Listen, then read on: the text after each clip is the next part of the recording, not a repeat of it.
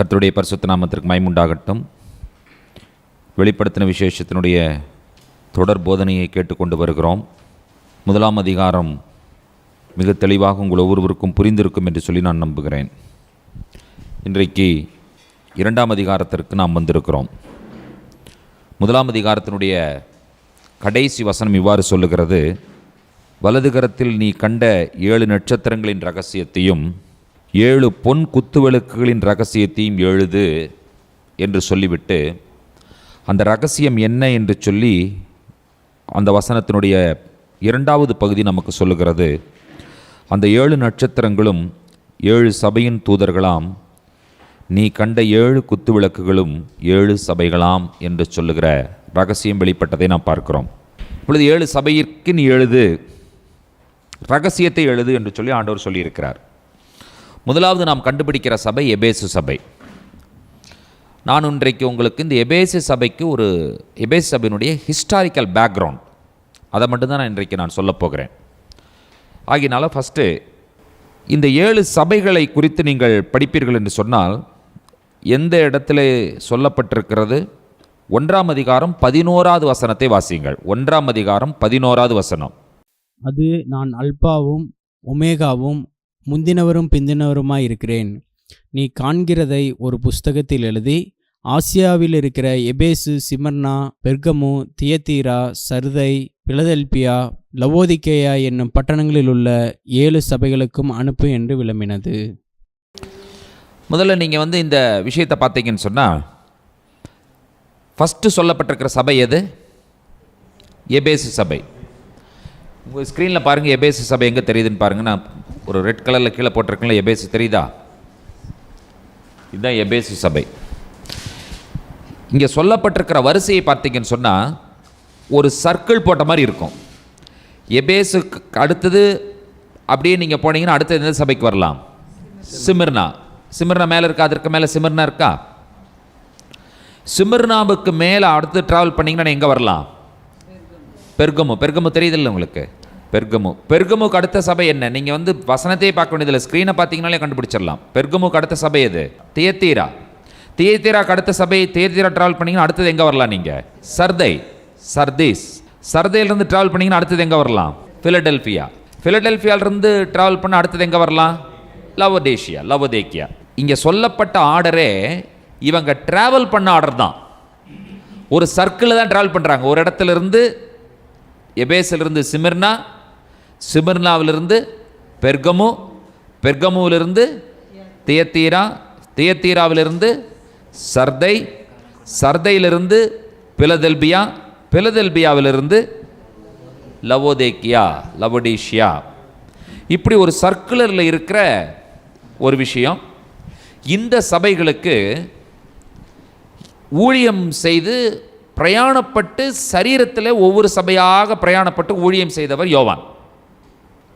ஆனால் இப்பொழுது எதிலே ஊழியம் செய்கிறார் என்று சொன்னால் ஆவியிலே ஊழியம் செய்கிறார். அவர் சொல்கிறார், நான் ஆவியில் இருக்கிறேன். இப்போ இந்த சபைகளுக்கு அவர் ஆவியிலே ஊழியம் செய்கிறார். பத்மு தீவிலிருந்து ஸ்ட்ரெயிட்டாக நீங்கள் கடல் வழியாக பிரயாணம் பண்ணினீங்கன்னா 60 மைல் தொலைவில் இருக்கக்கூடிய பட்டணம் தான் எபேசு பட்டணம். எஃப்எஸ்எஸ் என்று சொல்லுவார்கள். ஸ்ட்ரெயிட் அக்ராஸ் அப்படியே நீங்கள் ட்ராவல் பண்ணிங்கன்னா எத்தனை மைலில் வந்துடலாம்? 60 மைல் ட்ராவல் பண்ணிங்கன்னா நீங்கள் எபேசு பட்டணத்திற்கு நீங்கள் வந்து விடலாம். இப்போ இந்த சபைகள் 7 சபைகளை குறித்த ஒரு சின்ன இன்ஃபர்மேஷன். இந்த இன்ஃபர்மேஷன்லேயே உங்களுக்கு பல விஷயங்கள் புரிஞ்சு நீங்கள் 7 சர்ச்சை படிக்கும் பொழுது இதை ஞாபகத்தில் வச்சுட்டிங்கன்னா போதும் உங்களுக்கு. முதலாவது சபையும் 7வது சபை ஒரு கேரக்டர், ஒரு குவாலிட்டி. அதாவது கேரக்டர்னு சொல்லலாம், இல்லாட்டி ரெண்டும் ஒன்று போல் இருக்கும். ஃபஸ்ட்டும் லாஸ்ட்டும். அடுத்தது 2, 6.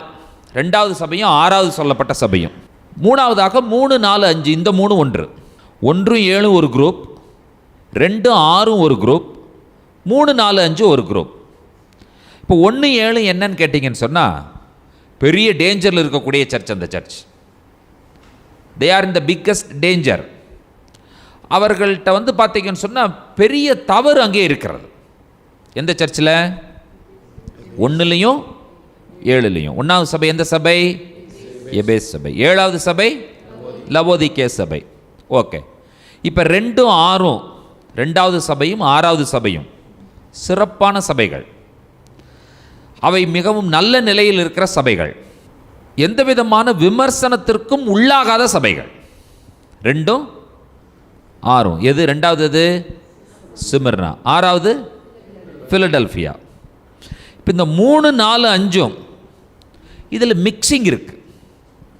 சில நல்லது இருக்குது, சிலது கெட்டது இருக்குது. இந்த மாதிரி மிக்சிங்கில் இருக்கக்கூடிய சபை. இப்போ உங்களுக்கு படிக்கும் பொழுது சில விஷயங்கள் தெளிவாக நீங்கள் புரிந்து படிக்கலாம். 1-7, 2-6, 3-4, 5. ஏன்னா நீங்கள் படிக்க வேண்டும் என்பதற்காகத்தான் இந்த தகவல்களை நான் உங்களுக்கு கொடுக்கிறேன். நீங்களாக வேதாகமத்தை படிக்க வேண்டும் என்கிற காரணத்திற்காக. இப்போது வெளிப்படுத்தின விசேஷத்தை பலரும் பல வியாக்கியானம் செய்கிறார்கள். ஒரு தவறான வியாக்கியானம் என்ன என்பதை நான் உங்களுக்கு சொல்லிவிட்டுத்தான் நான் செல்ல வேண்டும். ஏன்னா நீங்கள் வேற எங்கேயாவது சில போதனைகளை கேட்க நேர்ந்தால்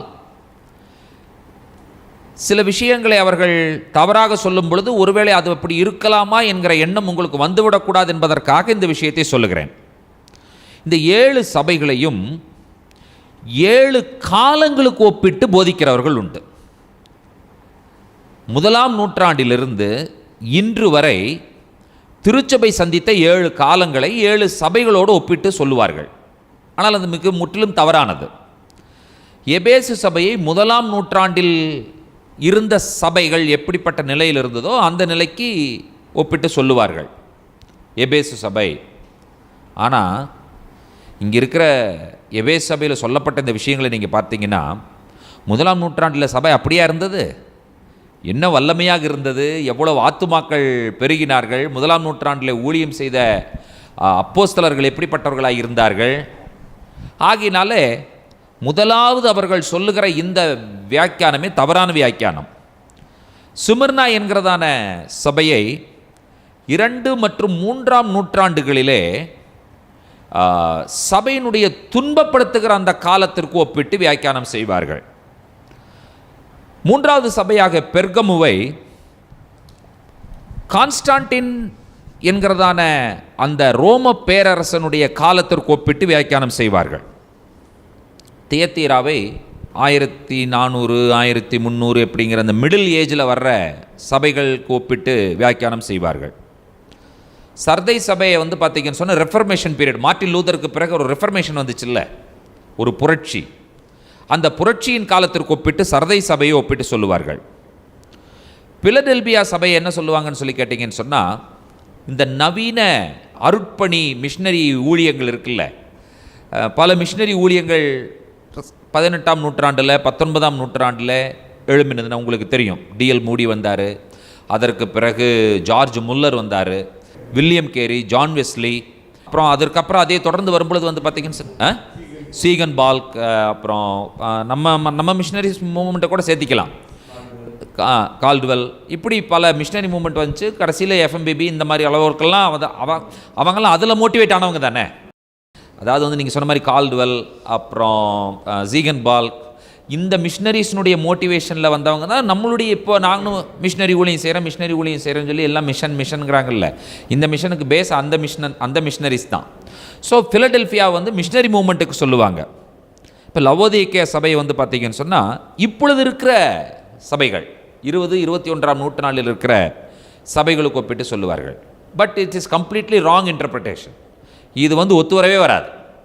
அதாவது இந்த 7 சபைகளையும் நாம் பார்க்கும் பொழுது எப்படி புரிந்து கொள்ள வேண்டும் என்று சொன்னால், எல்லா காலங்களிலும் இந்த 7 நிலைமைகளில் இருக்கிற சபைகள் எல்லா சூழ்நிலையிலும் இருக்கிறது என்பதை நாம் புரியணும். புரியுதா உங்களுக்கு?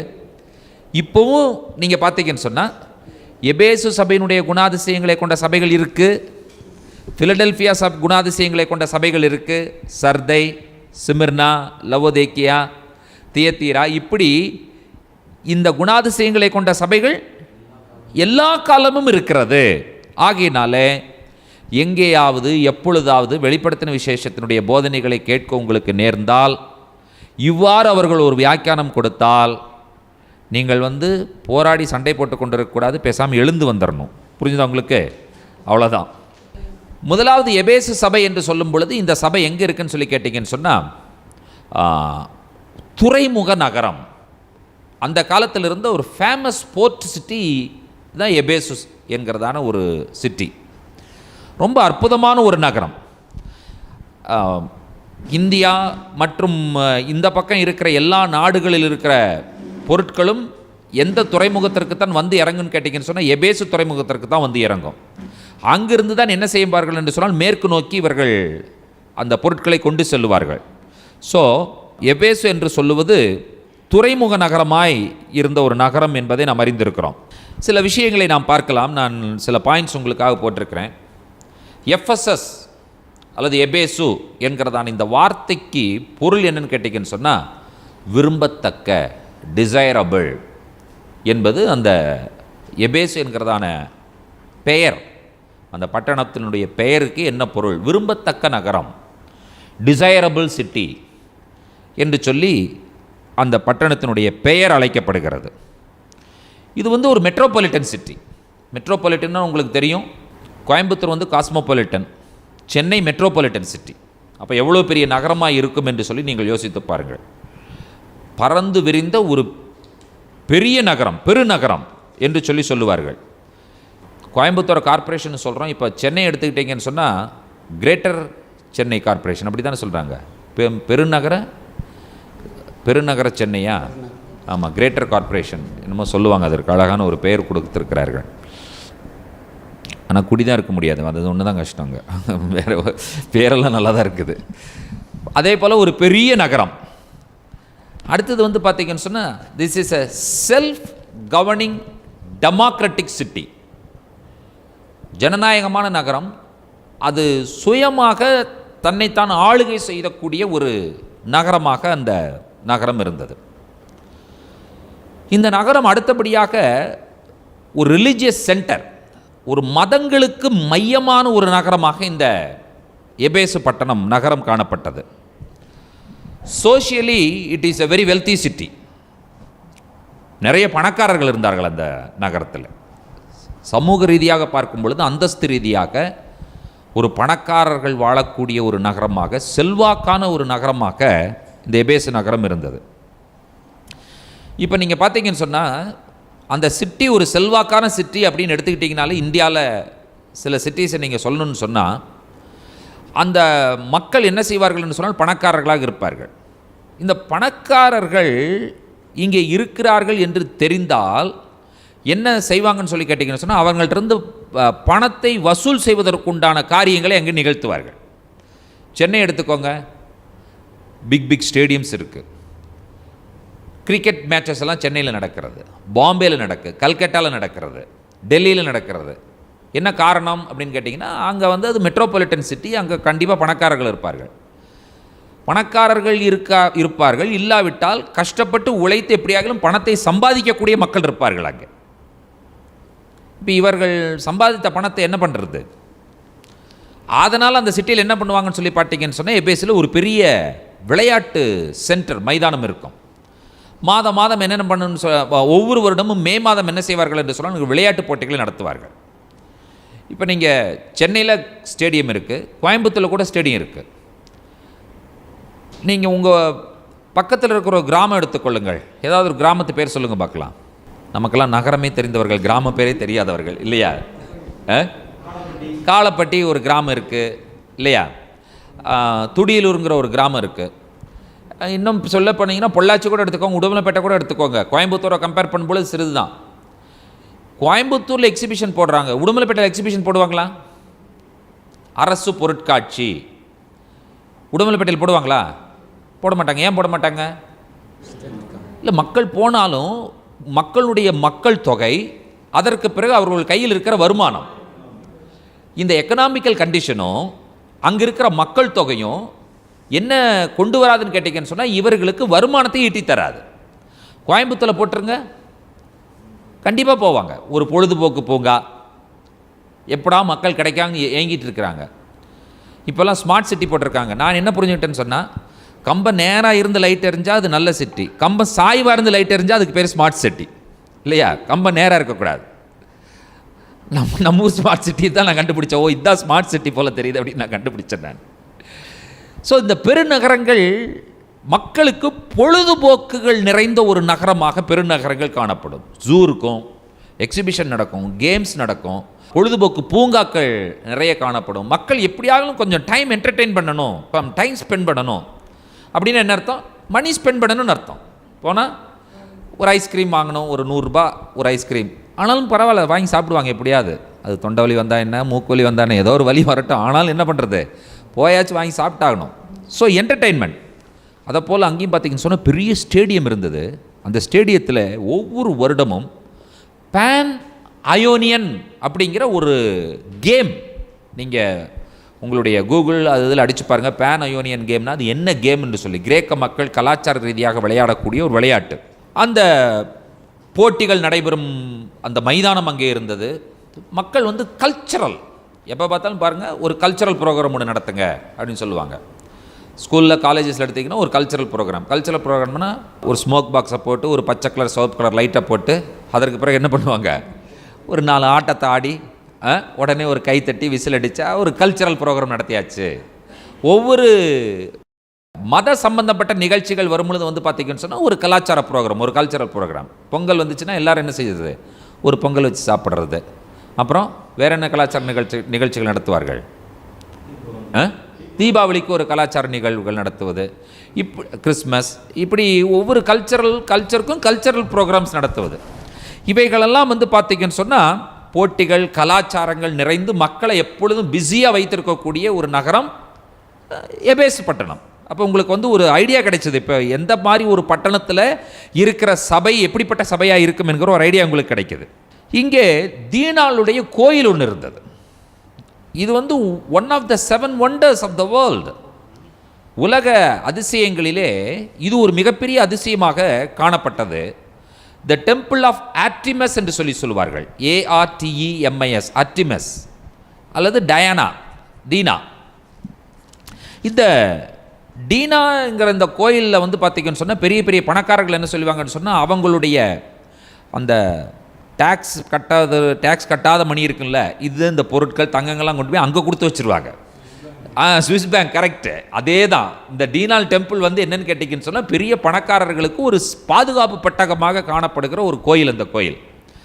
அந்த கோயிலில் வந்து பார்த்திங்கன்னு சொன்னால் இந்த யூனக்ஸ் என்று சொல்லுவார்கள், அந்தகர்கள், அவர்களும் அப்புறம் அங்கே இருக்கிற அந்த கோயில் பூசாரிகளும் என்ன செய்வார்கள் என்று சொன்னால் இந்த பெரிய செல்வந்தர்களுடைய பொருட்களுக்கு பாதுகாப்பாக அவர்கள் இருப்பார்கள். அங்கே தான் அவர்கள் கொண்டு போய் அந்த கோயில் தான் அவர்கள் கொடுத்து வைத்திருப்பார்கள்.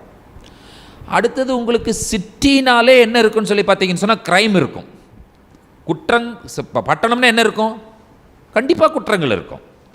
இந்த குற்றவாளிகள் வந்து எங்கே தான் போய் ஒளிந்து மறைந்து இருப்பாங்கன்னு சொல்லி கேட்டீங்கன்னு சொன்னால் இந்த தீனால் கோயிலில் தான் போய் மறைஞ்சிருக்கிறது. கோயிலில் ஏன்னா உங்களுக்கு வந்து எல்லா தவறும் பண்ணிவிட்டு நீங்கள் வந்து பெரிய மாலை பெரிய தாடி வச்சு மாலையை போட்டு உத்திராட்ச கொட்டையை போட்டு காவி போட்டிங்கன்னு என்ன ஆகுறது? சாமி, எத்தனை சாமியார் இருக்காங்க நம்ம ஊரில் இருக்காங்கல்ல, பேர் சொல்ல வேண்டியதில்லை இல்லையா? அவர்களுடைய பேக்ரவுண்டை எடுத்து பாருங்கள், பெரிய குற்றவாளிகள் அவர்கள். ஒரு காலத்தில் காவலர்களால் தேடப்பட்ட குற்றவாளிகள். ஆனால் அதே குற்றவாளிகள் அவர்கள் காவலர்களால் பாதுகாக்கப்படுவது. அந்த குற்றவாளிகள் இடத்துல யார் வருகிறாங்கன்னு சொல்லி கேட்டீங்கன்னு சொன்னால் பிரதமர், ஜனாதிபதி, இவர்கள் எல்லாரும் வருகிறார்கள், அந்த குற்றவாளிகள் இடத்துல தான் வருவார்கள். இப்போ உங்களுக்கு புரிஞ்சிருக்குன்னு நினைக்கிறேன். என்னென்ன கேட்டீங்கன்னு சொன்னால் சிட்டிஸ்னாலே என்ன இருக்குன்னு சொல்லி பார்த்தீங்கன்னு சொன்னால் மோர் கிரைம் அங்கே தான் இருக்கும். ஆகினால குற்றவாளிகளை இயற்கையாகவே ஈர்க்கின்ற ஒரு பெரு நகரமாக இருந்தது.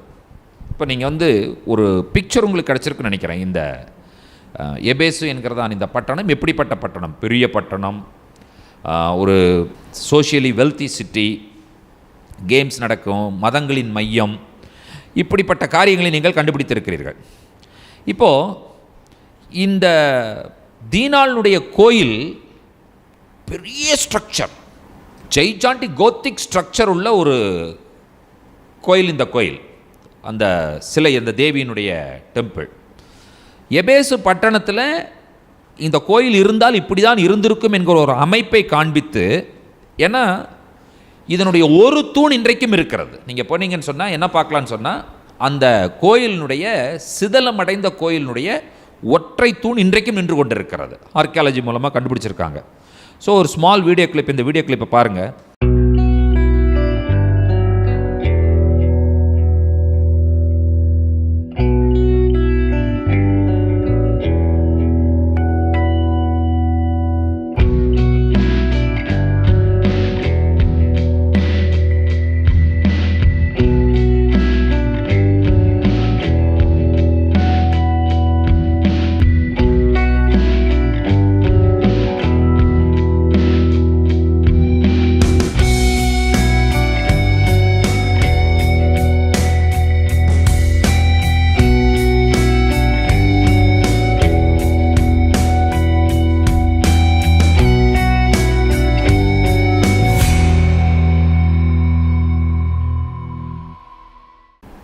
இதான் அந்த டெம்பிள் இருந்த இடம், இந்த தீனாளுடைய கோயில் இப்படி தான் இருந்தது என்று சொல்லி சொல்லுகிறார்கள். இப்போது நம்ம வந்து என்ன பண்ணணும்னு சொல்லி கேட்டிங்கன்னு சொன்னால், வெளிப்படுத்தின விசேஷத்தில் எபேசு சபைக்கு ஒரு லெட்டர் எழுதுகிறாங்க. ஆனால் அதற்கு முன்னால் பவுல் தான் அந்த ஊழியத்தை ஸ்டார்ட் பண்ணவர். Paul was the one who started that ministry, that church. அது எவ்வளோ டிஃபிகல்ட்டாக இருந்திருக்கு அப்படிங்கிறத நம்ம பார்க்கணும். நீங்கள் என்ன பண்ணீங்கன்னு சொன்னால் இந்த எபேசு பட்டணத்தில் ஊழியம் செய்தவர்கள் யாருன்னு கேட்டிங்கன்னு சொன்னால் பவுல் ஸ்டார்ட் பண்ணார். அதற்கப்புறம் வரங்கள் நிறைந்த ஆக்கில்னாலும் பிரிஸ்கில்னாலும் அந்த பட்டணத்தில் ஊழியம் செய்தார்கள். அடுத்தது பழைய ஏற்பாட்டில் கை தேர்ந்த ஒரு நபர், வெரி ஹை குவாலிட்டி, தோராவில் ரொம்ப expound teacher, profound man of God, Apollo, பயங்கரமான ஒரு ஸ்காலர் அவர் அங்கே ஊழியம் செஞ்சுருக்காரு. கடைசி யாரும் ஊழியம் செஞ்சுருக்கா? யோவானும் இந்த பட்டணத்தில் ஊழியம் செஞ்சுருக்கார். Okay, so let's go back to the book of Acts. நடபடிகளின் புஸ்தகத்திற்கு வாங்க. அப்போ தான் நம்ம எந்த லெட்டர் புரியுன்னு கேட்டிங்கன்னு சொன்னால், வெளிப்படுத்தின விசேஷத்தினுடைய லெட்டர் புரியணும்னு சொன்னால் இவ்வளோ பேக்ரவுண்டு உங்களுக்கு தெரிஞ்சிருக்கணும். அப்போ தான் உங்களுக்கு புரியும். இப்போ நீங்கள் வந்து அப்போஸ்தலர் 18ஆம் அதிகாரம் 18 19 வசனங்களை வாசியுங்கள். பவுல் அநேக நாள் அங்கே தரித்திருந்த பின்பு சகோதரனிடத்தில் உத்தரவு பெற்றுக்கொண்டு தனக்கு ஒரு பிரார்த்தனை உண்டாயிருந்தபடியினால் ஈரேயா பட்டணத்தில் தலைசவரம் பண்ணிக்கொண்டு சீரியா தேசத்திற்கு போக கப்பல் ஏறினான். பிரிஸ்கில்லாவும் ஆர்கில்லாவும் அவனோட கூட போனார்கள். அவன் எபேசு பட்டணத்துக்கு வந்தபோது அங்கே அவர்களை விட்டு நீங்கி ஜெப ஆலயத்தில் பிரவேசித்து யூதருடனே சம்பாஷணை பண்ணினான். இப்போ எபேசு பட்டணத்திற்கு யார் வர்றது? பவுல் வர்றார். கூட யார் வர்றா? பிரிஸ்கில்லா ஆக்கில்லா 2 பேரும் வருகிறார்கள்.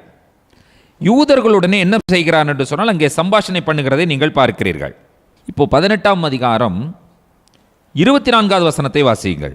அப்பொழுது அலெக்சந்திரியா பட்டணத்தில் பிறந்தவனும் சாதுரியவானும் வேதாகமங்களில் வல்லவனுமான அப்பல்லோ என்னும் பேர் கொண்ட ஒரு யூதன் எபேசு பட்டணத்துக்கு வந்தான். இப்பொழுது இவன் வந்து he is from அலெக்சாண்ட்ரியா, பெரிய சிட்டி ஆஃப் அலெக்சாண்ட்ரியா. அந்த பட்டணத்தில் பிறந்தவன்.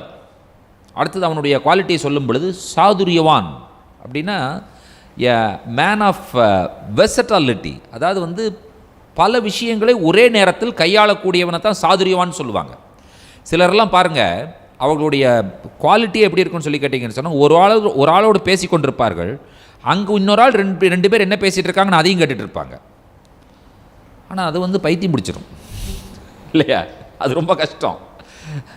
சிலருக்கு அந்த மாதிரி டேலண்ட் இருக்கும். சாதுரியவான். அடுத்து சொல்லப்பட்டிருக்கிறது வேதாகமங்களில் வல்லவன், அதாவது தோராவை டீச் பண்ணுறதுல ஒரு பெரிய ஸ்காலர். எங்கே வர்றான்னு சொல்லி கேட்டிங்கன்னு சொன்னால், என்னும் யூதன் எபேசு பட்டணத்திற்கு வந்தான். அவனை எங்கே இன்வைட் பண்ணியிருப்பாங்கன்னு நினைக்கிறீங்க நீங்கள்? இவரை எங்கே இன்வைட் பண்ணியிருப்பாங்கன்னு நினைக்கிறீங்க நீங்கள்? சினகாக்கு. எஸ், ஜூயிஷ் சினகாக்கு தான் இன்வைட் பண்ணியிருப்பாங்க. ஓகே, இவன் என்ன செய்தான்? 25வது வசனத்தை வாசியுங்கள். அவன் கர்த்தருடைய மார்க்கத்திலே உபதேசிக்கப்பட்டு யோவான் கொடுத்த ஸ்தானத்தை மாத்திரம் அறிந்தவனாயிருந்து ஆவியில் அனுள்ளவனாய் கர்த்தருக்கு அடுத்தவைகளை திட்டமாய் போதகம் பண்ணி கொண்டு வந்தான். இப்போ இந்த 25வது வசனத்தை நீங்கள் வாசிக்கும் பொழுது இவன் முழுவதும் யூதனாகத்தான் இருக்கிறான். கர்த்தருடைய மார்க்கம் என்று சொல்லும் பொழுது கர்த்தர் என்கிற பதம் பெரிய எழுத்துக்களில் போடப்பட்டிருக்கிறது, யெகோவா.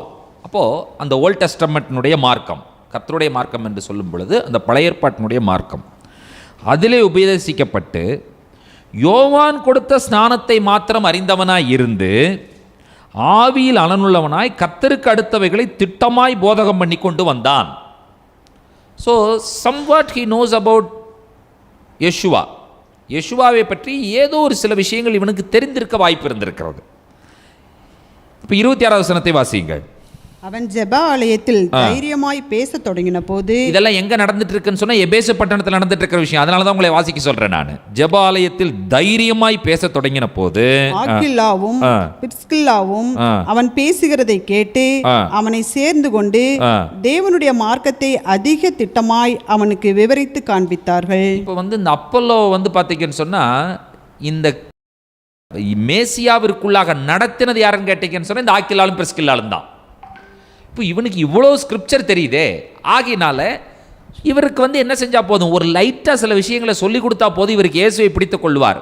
ஓகே, போய் என்ன பண்ணாங்கன்னு சொன்னால், இவர்கள் போய் அவனை இவர்களோடு சேர்த்து கொண்டு என்ன செய்தார்கள், தேவனுடைய மார்க்கத்தை அதிக திட்டமாய் அவனுக்கு விவரித்து காண்பித்தார்கள். ஸோ ஆண்டவராய் இயேசு கிறிஸ்துனுடைய வழியை குறித்து இவருக்கு விவரித்து காண்பிக்கிறார்கள். இப்போ அடுத்த வசனம் வாசியுங்கள். பின்பு அவன் அகாயா நாட்டிற்கு போக வேண்டும் என்று இருக்கையில் சீசர்கள் அவனை ஏற்றுக்கொள்ளும்படி சகோதரர் அவர்களுக்கு எழுதினார்கள். இப்போ பார்த்தீங்கன்னு சொன்னா அவன் அகாயா நாட்டுக்கு போறான். யார் அவனை ஏற்றுக்கொள்ளணும்? யாருடைய சீஷர்கள்? இயேசுவினுடைய சீஷர்கள், அப்போஸ்தலர்கள். அப்போஸ்தலர்கள் என்ன பண்ணணும்? யாரை ஏற்றுக்கொள்ளணும்? அப்பல்லோவை ஏற்றுக்கொள்ளணும். ஏன்? அப்பல்லோ இப்போ என்னவா மாறிட்டான்? டிசைப்பிளா, சீஷனாக மாறிவிட்டான். இயேசுவை ஏற்றுக்கொண்டான். ஆகினால இவனை ஏற்றுக்கொள் என்று சொல்லி என்ன எழுதி கொடுக்குறாங்க? லெட்டர் கொடுக்குறாங்க. இப்போ 28வது வசனத்தை வாசியுங்கள். அவன் அங்கே வந்த பின்பு வெளியரங்கமாய் யூதர்களுடைய பலமாய் தர்க்கம் பண்ணி இயேசுவே கிறிஸ்து என்று வேத வாக்கியங்களை கொண்டு திருஷ்டாங்கப்படுத்தினபடியால் கிருபையினாலே விசுவாசியானவர்களுக்கும் மிகவும் உதவியாயிருந்தான். மிகவும் உதவியாயிருந்தான். இப்போ என்ன நடந்ததுன்னு நீங்க கண்டுபிடிச்சிட்டீங்களா? நீங்க எபேசு பட்டணத்தில் யார் கன்வெர்ட் ஆகிறா? அப்பல்லோ. கன்வெர்ட் பண்ணனது யாரு? Aquila Priscilla. ஆக்கில்லா பிரிஸ்கில்லாவை வேத வசனங்களில் தெளிவுபடுத்தினது யார்? பவுல். ஓகே, ஸோ இப்போ பவுல் அங்கே ஊழியம் செய்கிறாரு, ஆக்கில்லா பிரிஸ்கில்லா அங்கே ஊழியம் செய்கிறார்கள். அடுத்தபடி யார் ஊழியம் செய்கிறது? அப்பல்லோ ஊழியம் செய்கிறார். இப்போ நம்ம எங்கே வரோன்னு சொல்லி கேட்டிங்கன்னு சொன்னால் அப்போஸ்தலர் 19ஆம் அதிகாரத்திற்கு வருகிறோம். 1வது வசனத்தை வாசியுங்கள். அப்பல்லோ என்பவன் கொரிந்து பட்டணத்திலே இருக்கையில் பவுல் மேடான தேசங்கள் வழியாய் போய் எபேசுக்கு வந்தான். அங்கே சில சீஷரை கண்டு போதும். இப்ப பவுல் எங்க வந்துட்டாரு? எபேசு பட்டணத்துக்கு வந்துட்டார். ஏற்கனவே எபேசு பட்டணத்திற்கு எபேசு பட்டணத்திலிருந்து இவர் டிபார்ட் ஆகி போகிறார். எந்த இடத்துல போறாருன்னு சொல்லி கேட்டீங்கன்னு சொன்னா 21வது வசனம் 18ஆம் அதிகாரம்.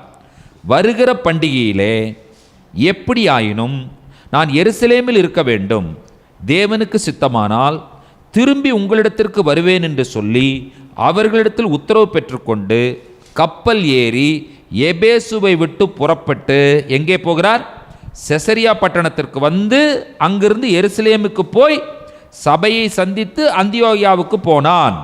ஸோ இதெல்லாம் உங்களுக்கு நான் மேப் கொடுத்துருக்கேன். அந்த மேப்பில் நீங்கள் அப்புறம் பார்க்க போகிறீங்க. ரொம்ப அற்புதமாக இருக்கும். படிக்க படிக்க பார்த்தீங்கன்னு சொன்னால் இந்த மேப்போட கம்பேர் பண்ணி படிச்சிங்கன்னா ரொம்ப பியூட்டிஃபுல்லாக இருக்கும்.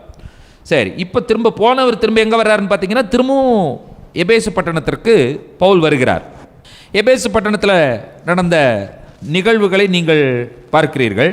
17ஆம் வசனத்தை படியுங்கள். இது எபேசுவிலே குடியிருந்த யூதர் கிரேக்கர் அனைவருக்கும் தெரிய வந்த பொழுது அவர்கள் எல்லாரும் பயமடைந்தார்கள். கர்த்தராகிய இயேசுவின் நாமம் மகிமைப்பட்டது.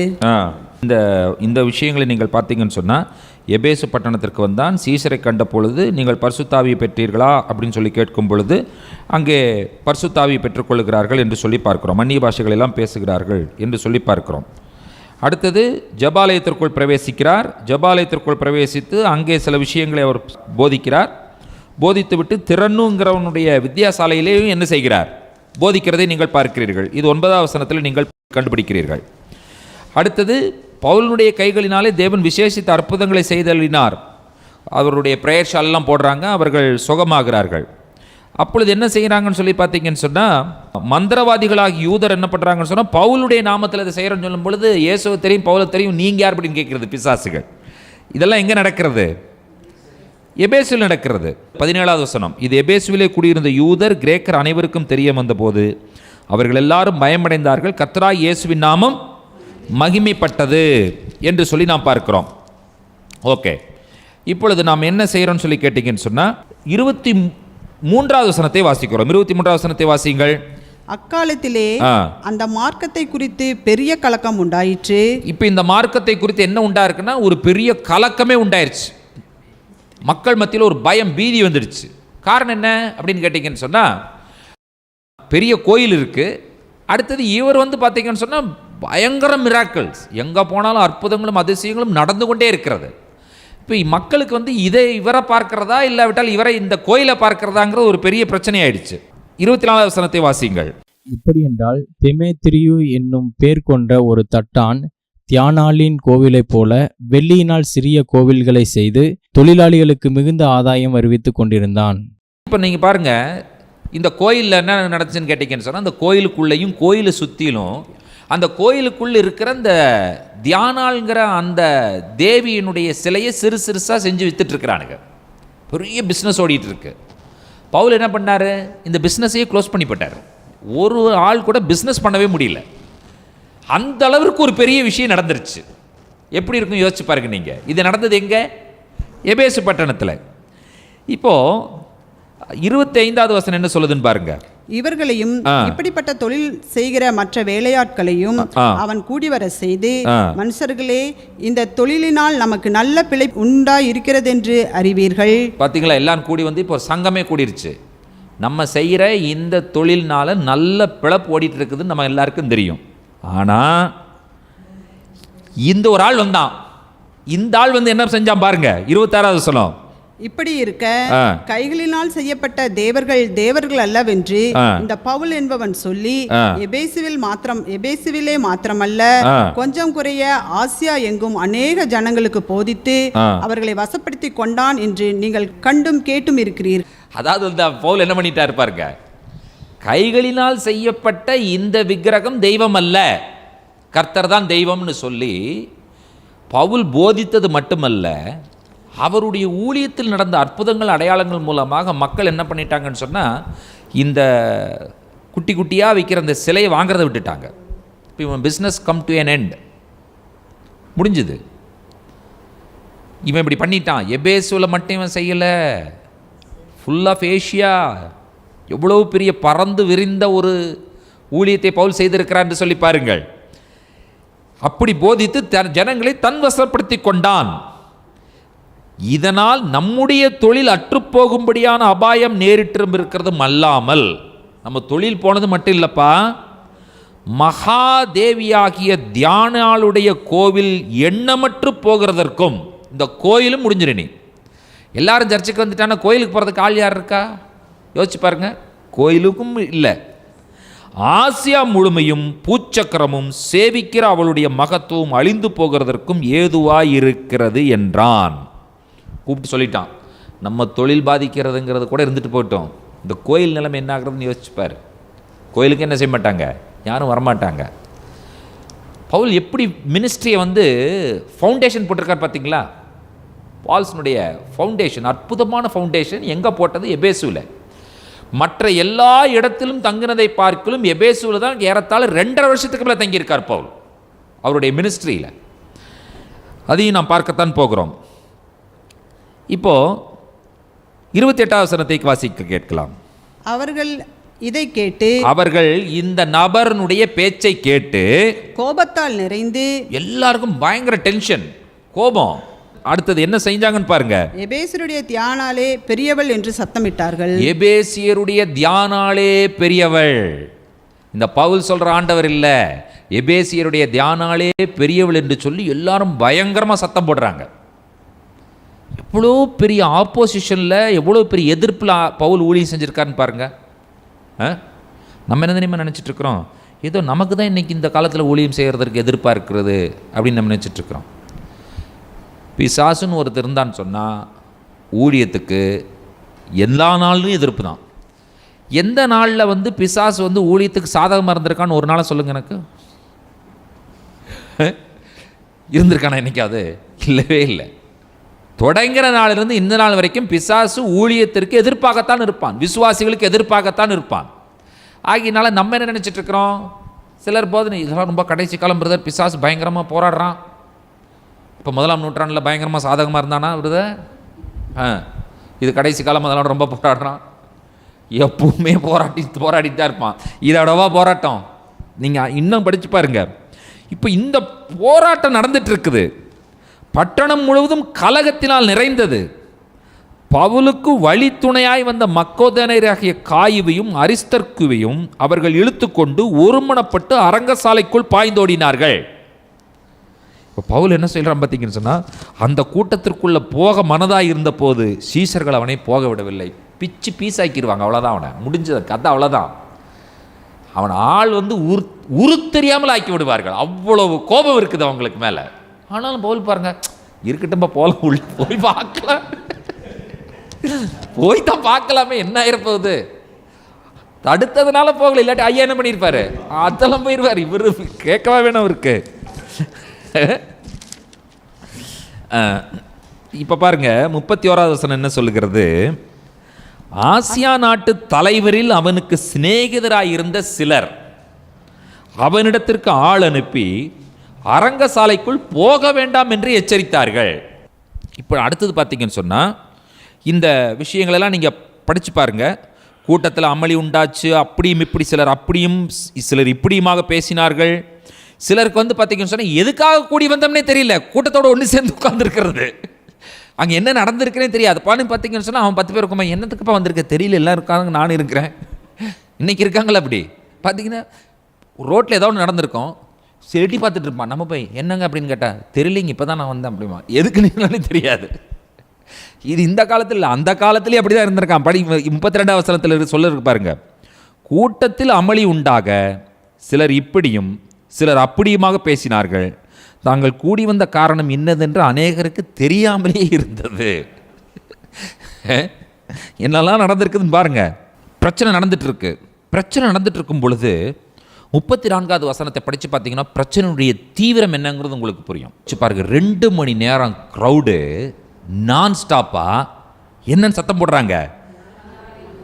3 வார்த்தை. எபேசியருடைய தியானாலே பெரியவள், எபேசியருடைய தியானாலே பெரியவள். பெரிய ஒரு க்ரௌடு நான் ஸ்டாப்பா 2 மணி நேரம் இந்த 3 வார்த்தையை மட்டும் சொல்லிக்கொண்டே இருந்திருப்பார்கள் என்று சொன்னால் உங்களுக்கு பிரச்சனையினுடைய தீவிரம் என்ன என்பதை புரிந்திருக்கும் என்று சொல்லி நான் நினைக்கிறேன். இதுதான் எபேசு பட்டணம். இந்த சிட்டியில் தான் யார் மினிஸ்ட்ரி ஸ்டார்ட் பண்ணது? பவுல் மினிஸ்ட்ரி ஸ்டார்ட் பண்ணார். இப்போது பவுலினுடைய அந்த ஜேர்னி விஷயங்களை நம்ம பார்க்கலாம். பாருங்கள், 20ஆம் அதிகாரத்திற்கு நேரம் நம்ம வருகிறோம். சொல்லும் பொழுது ஊர் எங்கே இருக்குதுன்னு நீங்கள் கண்டுபிடிக்கணும், பார்த்துட்டே வாங்க.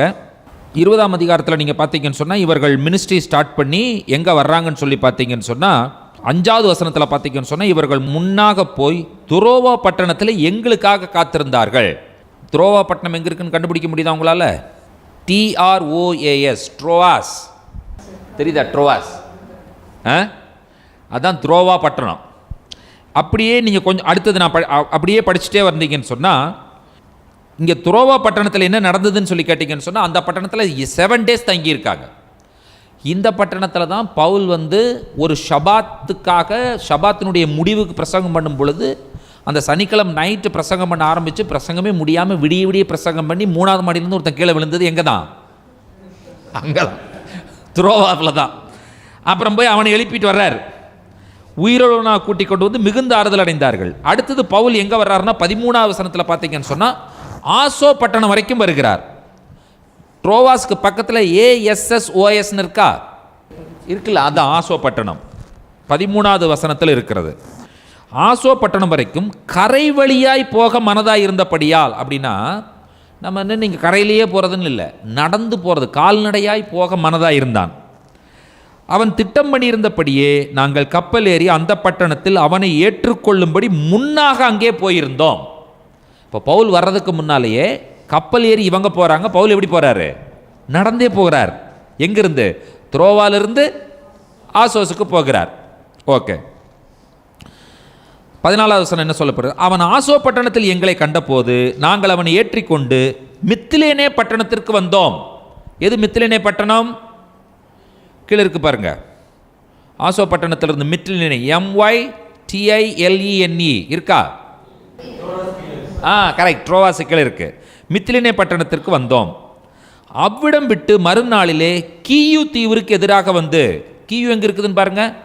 கீயுங்கிறது வந்து பார்த்தீங்கன்னு சொன்னால் என்ன ஸ்பெல்லிங்கில் இருக்குன்னா CHIOS, அது கீழே இருக்குது கீயு. அடுத்தது, பவுல் கூடுமானால் பெந்தேகோஸ்தே பண்டிகை நாளில் எருசலேமில் இருக்க வேண்டும் என்று தீவிரப்பட்டது நிமித்தம் தன் ஆசியாவிலே காலம் போக்காதபடிக்கு எபேசு பட்டணத்தை கடந்து போக வேண்டும் என்று தீர்மானித்ததினால் மறுநாளிலே சாமு தீவு பிடித்து, சாமோஸ் கீழே இருக்கா. அடுத்தது, துரோகில்லியோன் ஊர்துறையிலே தங்கி மறுநாள் மிலேத்து பட்டணத்திற்கு வந்தோம். மிலிட்டஸ் இருக்கா, MILETUS, மிலேத்து பட்டணத்துக்கு வந்தோம். இப்பொழுது மிலேத்துவிலிருந்து அவன் எபேசுவுக்கு ஆள் அனுப்பி சபையின் மூப்பரை வரவழைத்தான். எந்த பட்டணத்திலிருந்து சபையின் மூப்பர் வர்றாங்க? எபேசு பட்டணத்திலிருந்து சபையின் மூப்பர்கள் வருகிறார்கள். ஸோ உங்களுக்கு நீங்கள் என்ன கண்டுபிடிச்சிங்கன்னு சொல்லி கேட்டிங்கன்னா, எபேசுவில் பவுல் செஞ்ச ஊழியம் எதை முடிவுக்கு கொண்டு வந்துச்சுன்னு சொல்லி கேட்டிங்கன்னு சொன்னால், தீனாளுடைய கோயிலை முடிவுக்கு கொண்டு வந்தது. தீனாளினுடைய சிலைகளை விற்கிற அந்த வியாபாரிகளினுடைய வியாபாரம் முடிவிற்கு வந்தது. He completely finished the temple, he completely finished the business. முடிஞ்சது, அவ்வளோதான். இதை முடிச்சுட்டு ஒரு பெரிய சர்ச்சை எஸ்டாப்ளிஷ் பண்ணுறார். சர்ச்சை எஸ்டாப்ளிஷ் பண்ணதுங்கிறது மட்டும் இல்லை, அங்கே எல்டர்ஸ் அப்பாயின்ட் பண்ணுறார். எல்டர்ஸ் அப்பாயின்ட் பண்ணிவிட்டு இவர் வந்து கடைசியாக எபேசுவுக்கு வந்துட்டு இந்த சிட்டிஸில் எல்லாம் ஊழி செய்கிறார். எந்த சிட்டி? துரோவா, ஆசோ, மித்திலேனா, அப்புறம் சாமுத்தீவு, கியூ, இதில் எல்லாம் ஊழியை செஞ்சுட்டு கடைசியில் மிலிட்டஸ்க்கு வர்றார்.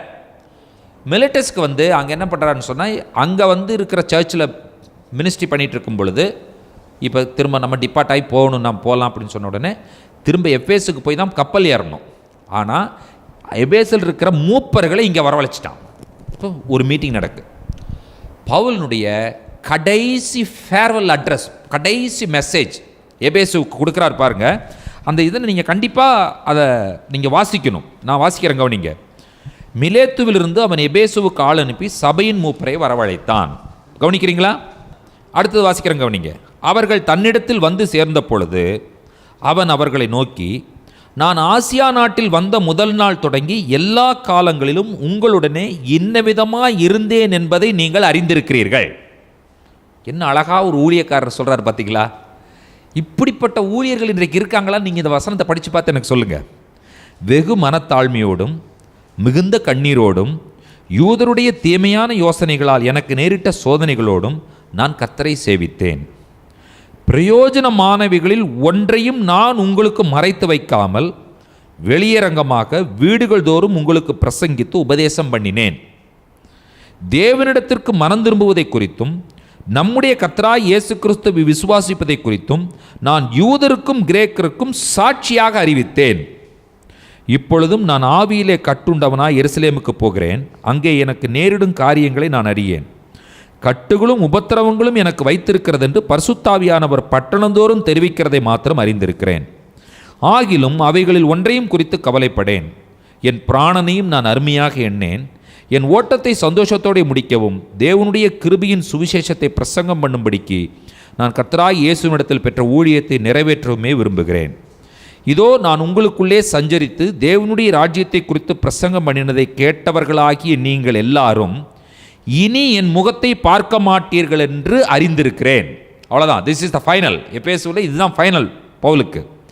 தேவனுடைய ஆலோசனையில் ஒன்றையும் நான் மறைத்து வைக்காமல் எல்லாவற்றையும் உங்களுக்கு அறிவித்தபடியினாலே எல்லாருடைய இரத்தப்பழிக்கும் நீங்கி நான் சுத்தமாய் இருக்கிறேன் என்பதற்கு உங்களை இன்றைய தினம் சாட்சிகளாக வைக்கிறேன். ஆகையால் உங்களை குறித்தும் தேவன் தம்முடைய சுய இரத்தத்தினாலே சம்பாதித்து கொண்ட தமது சபையை மேய்ப்பதற்கு பரிசுத்தாவி உங்களை கண்காணிகளாக வைத்த மந்தை முழுவதையும் குறித்து எச்சரிக்கையாயிருங்கள். சர்ச்சை ரொம்ப கஷ்டப்பட்டு எஸ்டாப்ளிஷ் பண்ணி அதற்கு பிறகு அங்கே மூப்பர்களை ஏற்படுத்தி மூப்பர்களை வரவழைத்து எபேசுவை விட்டு போகும் பொழுது இனி நான் எபேசுக்கு வரப்போகிறது கிடையாது. ஆகினால நீ சர்ச்சில் எப்படி ஒழுக்கமாக இருக்கணும் அப்படின்னு சொல்லுகிற விஷயத்தை மிக தெளிவாக பிரசங்கம் பண்ணி விட்டு போகிற பவுல். அடுத்தது, நான் போன பின்பு மந்தையை தப்ப விடாத கொடிதான ஓநாய்கள் உங்களுக்குள்ளே வரும். உங்களிலும் சிலர் எழும்பி சீஷர்களை தங்களிடத்தில் இழுத்து கொள்ளும்படி மாறுபாடானவர்களை போதிப்பார்கள் என்று அறிந்திருக்கிறேன். இந்த காலத்தில் நடக்கிறது அங்கேயும் அன்றைக்கே நடந்திருக்குதுங்க. சர்ச்சுக்குள்ளே என்ன பண்ணிடுவாங்க, மாறுபாடான ஆள் எழும்பிடுவாங்க. எழுப்பி பார்த்தீங்கன்னு சொன்னால் அவர் சொல்கிறது தப்பு, இவர் சொல்கிறது தப்புன்னு சொல்லி 10 பேர்த்த வெளியே கூட்டிகிட்டு போயிடுவானுங்க. அதைத்தான் இவர் சொல்கிறார், இழுத்துக்கொள்ளும்படி மாறுபாடானவர்களை போதிப்பார்கள் என்று அறிந்திருக்கிறேன். ஆனபடியால் நான் 3 வருஷ காலமாக இரவும் பகலும் கண்ணீரோடே இடைவிடாமல் அவனவனுக்கு புத்தி சொல்லி கொண்டு வந்ததை நினைத்து விழித்திருங்கள். 3 years of ministry in Ephesus. What a tremendous ministry that Paul has done in the city of Ephesus. 3 வருஷமாய் இரவும் பகலும் கண்ணீரோடு கூட இடைவிடாமல் ஒவ்வொருவனுக்கும் நான் புத்தி சொல்லியிருக்கிறேன், தனித்தனியாக. இப்பொழுதும் சகோதரரே, நீங்கள் பக்தி விருத்தி அடையவும் பரிசுத்தமாக்கப்பட்ட அனைவருக்குள்ளும் உங்களுக்கு சுதந்திரத்தை கொடுக்கவும் வல்லவராயிருக்கிற தேவனுக்கும் அவருடைய கிருபையுள்ள வசனத்துக்கும் உங்களை ஒப்புக் கொடுக்கிறேன். இந்த சர்ச்சையும் அந்த சர்ச் பீப்புளையும் யாருடைய கையில் ஹேண்ட் ஓவர் பண்ணிட்டு போகிறார் பார்த்தீங்களா? யாருடைய கையில்?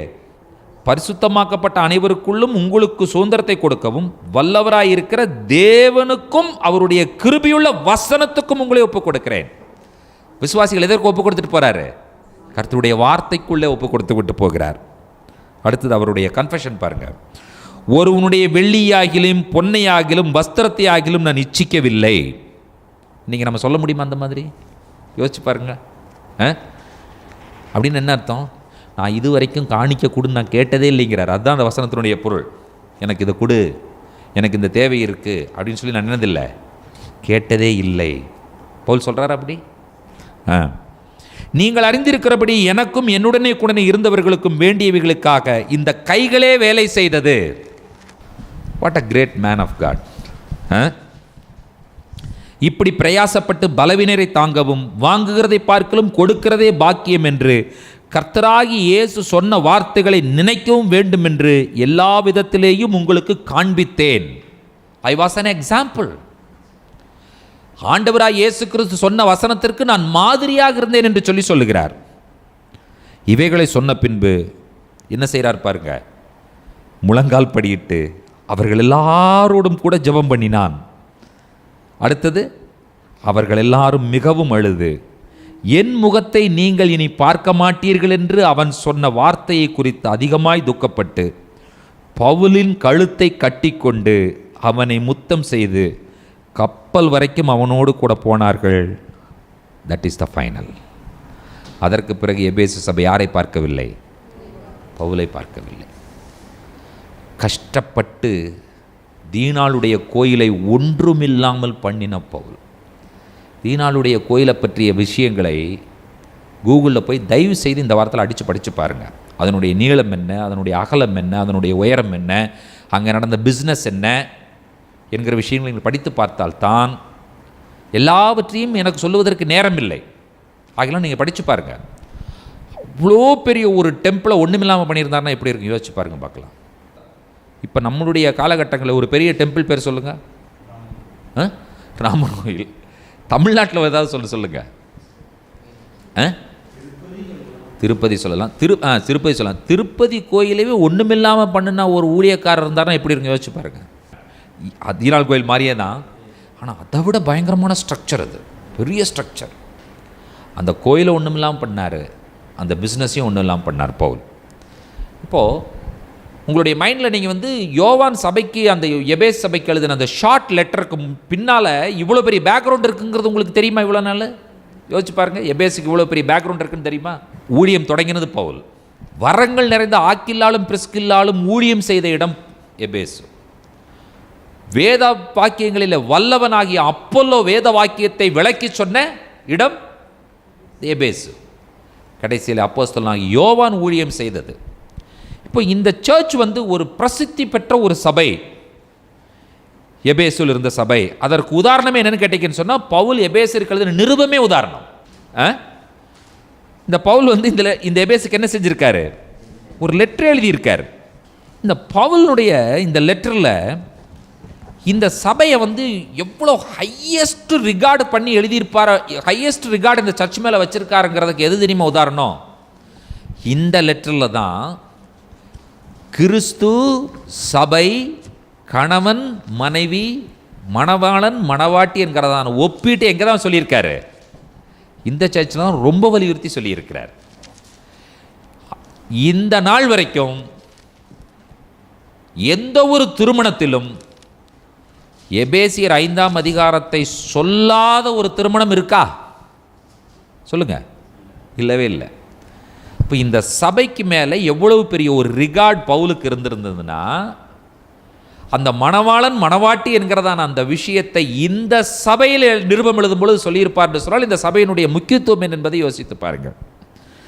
அடுத்தது, இந்த சபை இந்த சிட்டி ஒரு வெல்த்தியான சிட்டி என்பதற்கு இன்னொரு அடையாளம் என்னன்னு கேட்டிங்கன்னு சொன்னால், அடிமைகளை பற்றி இந்த இதில் சொல்லியிருப்பார். எஜமானர், வேலைக்காரர், எஜமானர் வேலைக்காரரை எப்படி நடத்தணும் அப்படிங்கிற விஷயத்தில் எந்த இடத்துல சொல்லியிருப்பார். இந்த சபையில் மிக தெளிவாக அவர் சொல்லியிருப்பதை நீங்கள் பார்க்கிறீர்கள். அடுத்தது, இந்த சபைக்காக அவர் ஜெபிக்கிறதையும் நீங்கள் பார்க்கிறீர்கள். இந்த சபைக்கு பவுல் ஜெபிக்கிறது தெரியும்ல உங்களுக்கு? 3ஆம் அதிகாரத்தில். Very good. 3ஆம் அதிகாரத்தில் 15. அதாவது ஒரு சபைக்காக ஒரு ஊழியக்காரன் ஜெபிக்கிற அந்த ஜெபத்தினுடைய கண்டென்ட் பாருங்க நீங்கள். High and rich content. ஒரு சபைக்காக பாரத்தோடு ஜெபிக்கிற அந்த ஜெபத்தினுடைய வார்த்தைகளை பாருங்கள். கிறிஸ்துவனுடைய அன்பின் அகலம், நீளம், ஆழம், உயரம் இன்னதென்று நீங்கள் அறிய வேண்டும் என்று சொல்லி நான் ஜெபிக்கிறேன். அறிவு கெட்டாத அந்த அன்பை அறிந்து கொள்ள நீங்கள் வல்லவர்களாக மாற வேண்டும் என்று சொல்லி உங்களுக்காக ஜெபிக்கிறேன். எபேசு சபைக்கு மட்டும் இவர் நிருபம் எழுதாமல் இருந்திருப்பார் என்று சொன்னால், கிறிஸ்து நம்முடைய மணவாளன் என்கிற விஷயமும் நாம் அவருடைய மணவாட்டி என்கிற விஷயமும் இவ்வளவு தெளிவாக புரிந்திருக்க வாய்ப்பில்லை. எத்தனை பேர் ஒத்துக்கிறீங்க நீங்கள்? அதுதான் எபேசு சபை. இந்த பேக்ரவுண்டில் இப்படிப்பட்ட ஒரு நகரத்திலே, ஒரு பெரிய மெட்ரோபாலிட்டன் சிட்டியில் இருக்கிற ஒரு சர்ச்சுக்கு தான் ஃபஸ்ட்டு இயேசுநாதருடைய லெட்டர் சேருது. அது எங்கே வருகிறது? வெளிப்படுத்தின விசேஷத்தில் வருகிறது. ஒரு ஹிஸ்ட்ரி என்ன சொல்லுதுங்கிறத சொல்லி நான் முடிக்கிறேன் இன்றைக்கி. திரும்பவும் நம்ம எங்கே தான் ஆரம்பிக்கிறோம்? அடுத்த வாரம் எபேசியர் 2ஆம் அதிகாரத்தில் ஆரம்பிக்கிறேன். நான் உள்ளே போகவே இல்லை. நான் இன்னும் இல்லையா? ஹிஸ்ட்ரி பேக்ரவுண்டில் தான் முடிச்சிருக்கிறேன். நான் இன்னும் உள்ளே போகவே இல்லை. பத்ம என்கிறதான தீவிலே சிறைச்சாலையிலே சிறை கைதியாக இருக்கிற யோவான் விடுதலையாக்கப்பட்ட பொழுது மிகவும் தளர்ந்து சோர்ந்து போய் இருக்கிறார். அதாவது சரித்திரம் என்ன சொல்லுகிறது என்று சொன்னால், யோவான் இயேசுவினுடைய தாயாகிய மரியாளை இங்கே கூட்டிக் கொண்டு வந்தார் என்று சொல்லி சொல்லப்படுகிறது. எங்கே? இந்த எபேசுவுக்கு. எபேசுவிலிருந்து தான் யோவான் சுவிசேஷத்தை எழுதினார் என்கிற ஒரு விஷயம் சொல்லப்படுகிறது. யோவான் சுவிசேஷத்தை எழுதினார்ல, அது எபேசுவிலிருந்து தான் எழுதினார் என்கிற விஷயமும் சொல்லப்படுகிறது. சரித்திரங்கள், சில காரியங்கள், சில அறிஞர்கள் அதை உறுதி செய்கிறார்கள். லாஸ்ட்டாக அவர் சிறைச்சாலையிலிருந்து விடுதலையாகிறார். விடுதலையாகும் பொழுது இவர் எங்கே தான் வர்றாருன்னு கேட்டிங்கன்னு சொன்னால், நேராக சிறைச்சாலேருந்து விடுதலையானா ஃபஸ்ட்டு சிட்டி எது தான்? எபேசு தான். அப்போ ஒரு சண்டே மார்னிங் என்ன பண்ணுறாங்களாம், இவரை ரொம்ப ஓல்ட் ஆயிடுச்சு, இவருக்கு நடக்க முடியல. அந்த சண்டே மார்னிங் இவரை ஒரு ஸ்ட்ரெச்சரில் 4 பேர் தூக்கிட்டு சர்ச்சுக்கு போகிறாங்க. சர்ச்சுக்கு போய் புல்பிட்டு கூப்பிட்டு வர்றாங்க. கூப்பிட்டு வரும் பொழுது அந்த எபேசு சபைக்கு கடைசியாக ஊழியம் செய்த யோவான் பண்ணின ஒரு பிரசங்கம்னு கேட்டிங்கன்னு சொன்னால் இந்த 3 வார்த்தைகள் தான். ஒருவரை ஒருவர் நேசியுங்கள், லவ் ஒன் அனதர் என்கிறதான இந்த 3 வார்த்தைகளை அடங்கிய பிரசங்கம் யோவான் அப்போஸ்தலனால் கடைசியாக செய்யப்பட்ட பிரசங்கம் என்று சொல்லி சரித்திர ஆசிரியர்கள் உறுதி செய்கிறார்கள். இந்த யோவான் அப்போஸ்தலனால் ஒருவரையொருவர் நேசியுங்கள் என்று சொல்லி கடைசியாக பிரசங்கம் பண்ணப்பட்ட இந்த சபைக்கு கர்த்தர் என்ன சொல்ல வருகிறார் என்கிற விஷயத்தை அடுத்த வாரம் கேட்கலாம் நம்ம. ஓகே. எத்தனை பேர் ஹிஸ்ட்ரி இன்றைக்கி கொஞ்சம் இன்ட்ரெஸ்டிங்காகவும் புரிந்து கொள்ளக்கூடியதாக இருந்துச்சு? சொல்லுங்கள் பார்க்கலாம். ஏன்னா நிறைய விஷயங்கள் உங்களுக்கு புதுசாக தான் இருந்திருக்குன்னு நினைக்கிறேன் நான். ஓகே. ஸோ இந்த மாதிரி நம்ம பைபிள் படிக்கும்போது தான் பைபிள் என்ன செய்யும்? மனசில் பதியும், நம்ம மறக்கவே மாட்டோம். அதற்கு பிறகு நமக்கும் ஆண்டவருடைய வார்த்தையின் மேல் ஒரு வைராக்கியம் வரும் இல்லையா? பவுல் எவ்வளோ கஷ்டப்பட்டு ஒளி செஞ்சுருக்காரு. 2 மணி நேரம் ஒரு சிட்டியில் இருக்கிற க்ரௌடு ஃபுல்லாக ஒன்று கூடி, நீங்கள் யோசிச்சு பாருங்கள், எபேசியரின் தியானாலே தெய்வம், எபேசியரின் தியானாலே தெய்வம்னு சொல்லி 2 மணி நேரம் க்ரௌடு இந்த 3 வார்த்தையும் மட்டும் சொல்லிகிட்டே கத்திட்டு இருந்திருந்தாங்கன்னா எப்படி இருக்கும்? ஆனால் பவுல் அந்த கூட்டத்துக்குள்ளே போகிறேன்கிறாரு. எப்படி இருப்போம்? அவருக்கு ஆண்டவர் மேல் இருந்த வைராக்கியம், அந்த வைராக்கியம். அந்த பட்டணத்திற்கு தூதன் என்ன எழுதுகிறார் என்கிற விஷயத்தை பார்க்கலாம். எழுந்து நிற்போம் ஆண்டவருடைய பிரசன்னத்தில், கண்களை மூடுவோம் ஆண்டவருடைய பிரசன்னத்தில். ஒரு விஷயத்தை நீங்கள் ஞாபகம் வைக்க வேண்டும் உங்களுடைய மனதில். ஆண்டவராய் இயேசு கிறிஸ்து சொன்னார், இந்த கல்லின் மேல் என் சபையை கட்டுவேன், பாதாளத்தின் வாசல்கள் அதை மேற்கொள்ளுவதில்லை என்று சொல்லி சொன்னார். பிரியமான தேவனுடைய பிள்ளைகளே, பிசாசினால் சபையை ஒரு நாளும் அழிக்கவே முடியாது. ஏன் என்று கேள்வி கேட்பீர்கள் என்று சொன்னால், இது ஆண்டவராய் இயேசு கிறிஸ்துனுடைய வாக்குத்தத்தம். நீங்களும் நானும் சபையினுடைய அங்கத்தினர். நீங்களும் நானும் ஆண்டவராய் இயேசு கிறிஸ்துனுடைய சரீரமாகிய சபையில் இருக்கிறோம். இந்த கல்லின் மேல் என் சபையை கட்டுவேன், பாதாளத்தின் வாசல்கள் அதை மேற்கொள்ளாது என்கிற வசனம் யாரை பார்த்து சொன்னார் என்று சொன்னால், உங்களையும் என்னையும் பார்த்து சொன்னார். பாதாளத்தின் வாசல்கள் என்னை மேற்கொள்ள முடியாது என்று சொல்லி அறிக்கை செய்யுங்கள். எங்களை மீட்டுக்கொண்டு எங்களை இணைத்துக் கொண்டிருந்ததற்காக நாங்கள் நன்றி சொல்லுகிற ராஜா. தகப்பனே கர்த்தாவே, நாங்கள் உம்முடைய மணவாட்டிகள், நீர் எங்களுடைய மணவாளன். தொடர்ந்து தேவனுடைய வார்த்தைகளை தியானிக்கும் பொழுது எங்களுடைய உள்ளம் கொழுந்து விட்டு எரியட்டும் ஆண்டவரே. பவுலை போல வைராக்கியம் உள்ளவர்களாய் எங்களை மாற்றுங்க ராஜா. தகப்பனே கர்த்தாவே, நான் உங்களிடத்தில் இருந்த பொழுது மாதிரியாக இருந்தேன் என்று சொல்லி தைரியமாய் சொன்ன பவுலை போல எங்களையும் நீர் மாற்றி உருவாக்க வேண்டும் என்று சொல்லி ஒப்புக் கொடுக்கிறோம். துதியும் கனமும் மகிமும் உமக்கு எடுக்கிறோம், இயேசு கிறிஸ்துவின் நாமத்தில் பிதாவே. நம்முடைய கர்த்தராகிய இயேசு கிறிஸ்துவின் கிருபையும் பிதாவாகிய தேவனுடைய அன்பும் பரிசுத்த தேவாவியானவருடைய அந்யோன்ய ஐக்கியமும் சிநேகமும் நம்ம அனைவரோடும் கூட கர்த்தருடைய வருகை பரியந்தம் நீடித்து நிலைத்திருப்பதாக. ஆமென். என் ஆத்துமாவே கர்த்தரை ஸ்தோத்திரி, என் முழு உள்ளமையுடைய பரிசுத்த நாமத்தை ஸ்தோத்திரி. என் ஆத்துமாவே கர்த்தரை ஸ்தோத்திரி, கர்த்தர் செய்த சகல உபகாரங்களையும் மறவாதே. ஆமேன், ஆமேன், ஆமேன். Praise the Lord.